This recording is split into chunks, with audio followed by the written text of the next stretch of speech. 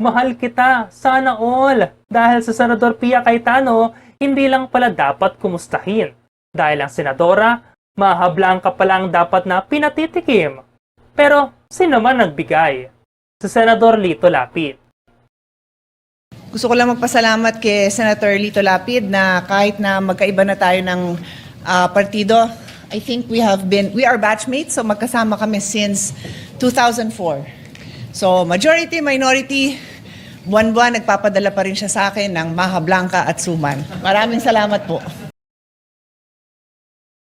At ang sambit ni Supremo, mahal kita. So po kasi malaman mo na mahal kita.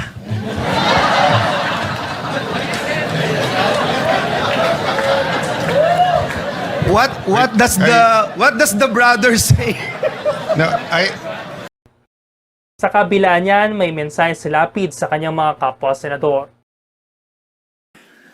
Hiling ko lang po dito sa Senado, sana magkaisa tayo. Iwasan ang bangayan, ang dami-dami natin bisitang pari dito. Palakpakan po natin sila para ipagdasal na po kami na magkaisa na kami para maibalik ang dangal ng Senado. Maraming salamat po. Sabay sabing, hindi niya lilisanin ang minority.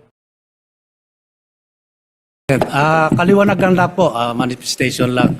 Tungkol po yung nangyari kahapon at marami pong kumakalat sa social media na ako'y lumipat na sa majority, hindi po totoo yan. Nananatili po ako sa minority group at hindi po ako alis dito. At yung pong motion ni Senator Zubiri kahapon ay sinusuportahan ko po. Hindi ko lang po ako nakapagsalita kahapon, kala ko may botohan. Ngayon pala ay wala naman. Samantala, Blue Team, magbabalik pa po tayo rito. The Nation's Pulse.